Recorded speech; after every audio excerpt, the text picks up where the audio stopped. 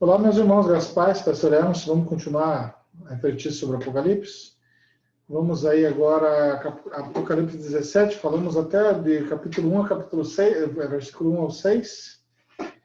Agora vamos falar do 6, né, do 7, vamos começar do 6 aqui até o 18, tá? A continuação aí desse momento aí.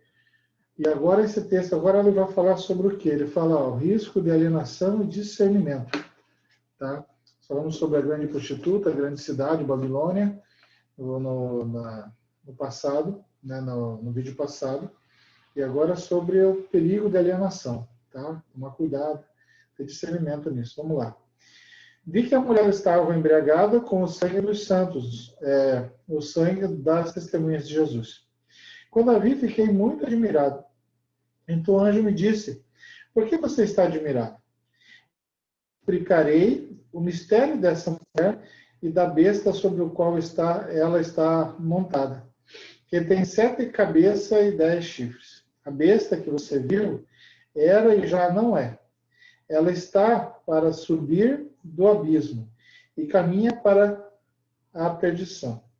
Os habitantes da terra, cujos nomes não foram escritos no livro da vida, desde a criação do mundo, ficarão admirados quando virem a besta, porque ela era, agora não é, entretanto virá. Olha que interessante esse jogo de palavras, né? Vamos lá. Aqui se requer mente sábia. As 7 cabeças são 7 colinas, sobre as quais está assentada a mulher. São também 7 reis, 5 já caíram, um ainda existe, e o outro ainda não surgiu. Mas quando surgir, deverá permanecer durante pouco tempo. A besta que era e agora não é o 8º rei, é um dos 7, e caminha para a perdição. Os 10 chifres que você viu são 10 reis que ainda não receberam o reino, mas que por uma hora receberão autoridade como reis, junto com a besta. Eles têm um único propósito, e darão seu poder e sua autoridade à besta. Guerrearão contra o cordeiro, mas o cordeiro os vencerá. Pois é o Senhor dos senhores e o Rei dos reis, e vencerão com ele os seus chamados, escolhidos e fiéis. Então o anjo me disse, as águas que você viu, onde está sentada a prostituta, são povos, multidões, nações e línguas. Né? Conversamos isso no vídeo passado. A besta e os 10 chifres que você viu odiarão a prostituta. Eles a levarão à ruína e a deixarão nua. Comerão sua carne e destruirão com fogo. Pois Deus colocou no coração deles o desejo de realizar o propósito que ele tem, levando-os a concordarem em dar à besta o poder que eles têm para reinar até que se cumpra as palavras de Deus. A mulher que você viu é a grande cidade que reina sobre os reis da terra. Amém? Apocalipse 17. Vamos comentar agora, próximo vídeo 18. Tá ok? Vamos lá. A visão da grande prostituta fascina. Poder, riqueza, luxo, ócio, vícios e etc. Exercem atrações sobre as pessoas em todos os tempos e lugares. Não só naquela época, não só no Antigo Testamento, tá? Naquela época também. Né? No Antigo Testamento, o Antigo Testamento comprova, mostrando que a grande tentação é pensar e agir como os injustos. Salmo 73. Risco de alienação. O autor do Apocalipse não escapou do risco da sedução causada pelo fascínio da grande cidade. Olha lá no versículo 6b, né? Vendo a mulher, fiquei profundamente admirado. Se admirou, né? Então, ele se sentiu fascinado. A profecia e a resistência estão por um fio. E não será esta a última vez que o autor se sente hipnotizado e tentado a blasfemar, ou seja, adorar coisas e pessoas. Isso daí é trágico. Mas ele está dizendo aqui que dentro da comunidade temos que ter discernimento, tá? Porque existe o risco de alienação. Se não tomarmos cuidado, se não termos prioridade, não tivermos prioridade em nossas vidas, em nossos ideais e objetivos, nós cairemos, porque é fascinante, né? Discernimento. Só o discernimento profético impede a adoração de coisas ou pessoas, ou por trás delas escondem-se um mistério. Um anjo ajuda a discernir, isto é, a compreender que por trás de tanto poder e riqueza da besta e da prostituta se esconde um ídolo que usurpa o lugar de Deus. O discernimento começa pela besta, que carrega na sustentação a prostituta. A besta que você viu existia, mas não existe mais, pelo que a gente leu ali, tá? No versículo. Está para subir do abismo, porém caminha para a perdição. Versículo 8. Há pelo menos dois modos de entendermos essa afirmação. O primeiro supõe que a besta seja o imperialismo romano, que existia, período que vai do início do Império de Nero, do Império até Nero, o primeiro perseguidor dos cristãos. Mas não existe mais, quase desapareceu com a morte de Nero.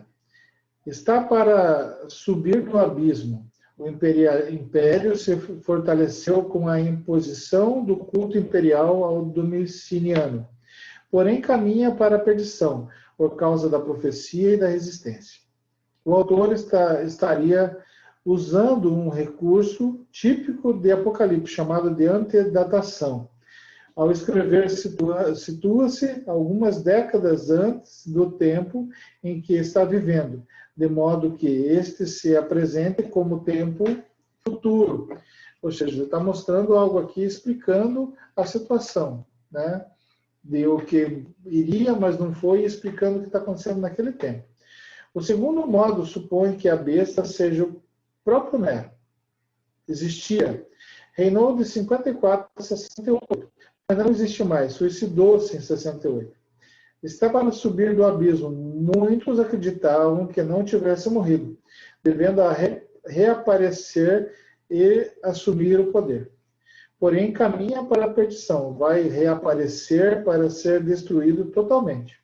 Em ambos os casos, trata-se de uma imitação grotesca, paródia de Javé, o Deus que era passado, que é presente e que irá ser o futuro. A propagação da mentira forjou a idolatria de que o imperialismo é eterno. Só quem consegue o discernimento é que não se deixa enganar. Versículo 8. O Apocalipse convoca ao discernimento para desvendar o mistério das 7 cabeças.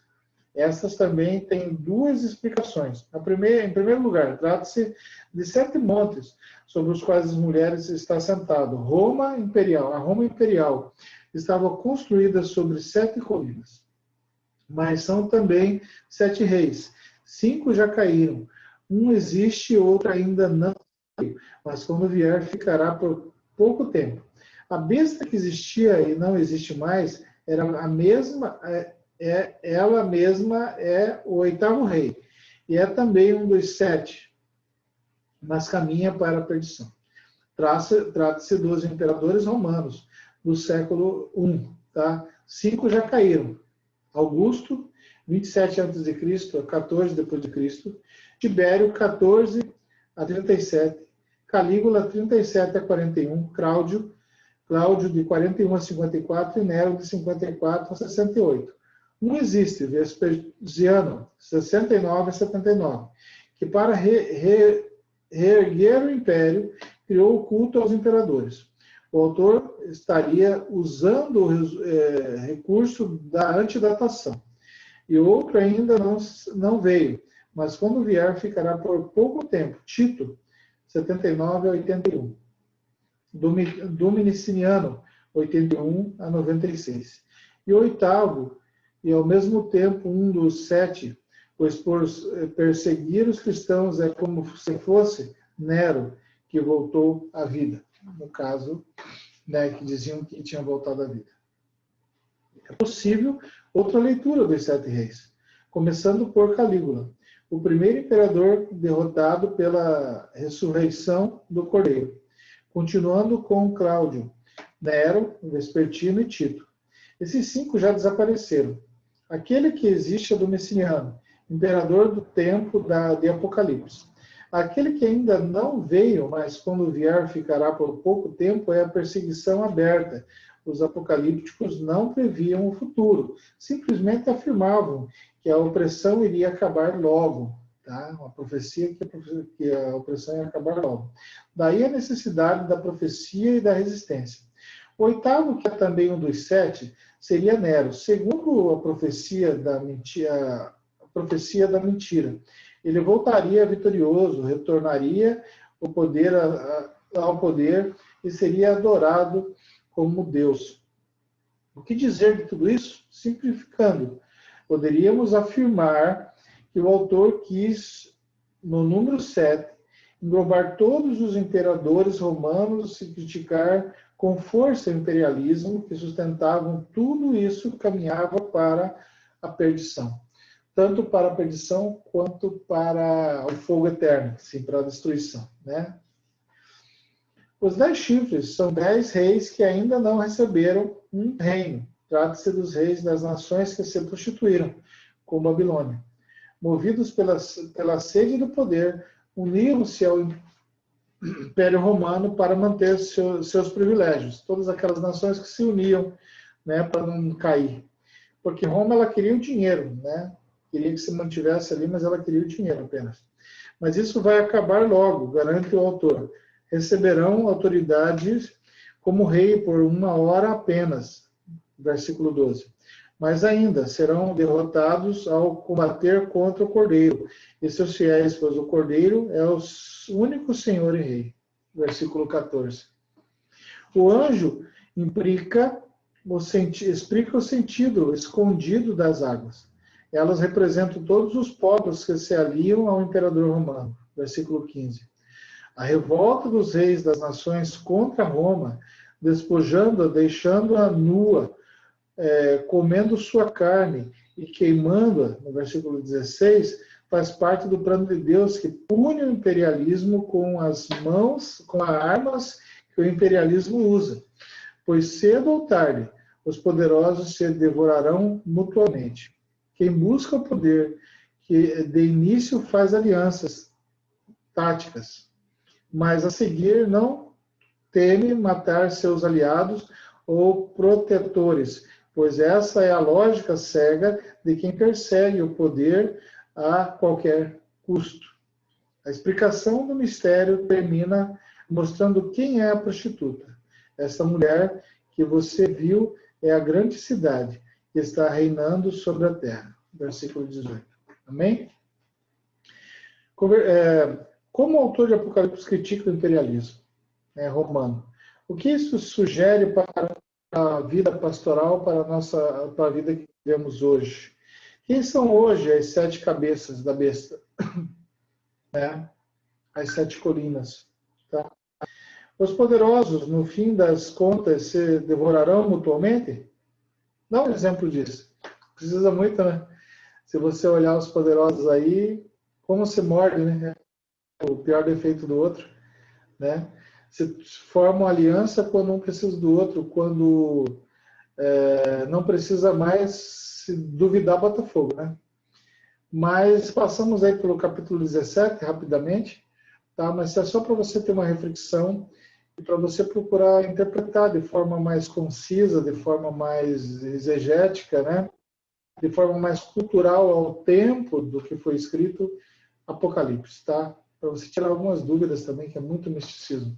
Comenta o vídeo, faz alguma pergunta, tira alguma dúvida, comenta sobre algum estudo, alguma dúvida que você tem, para a gente poder estar preparando um vídeo para você. Fique com Deus, Deus te abençoe.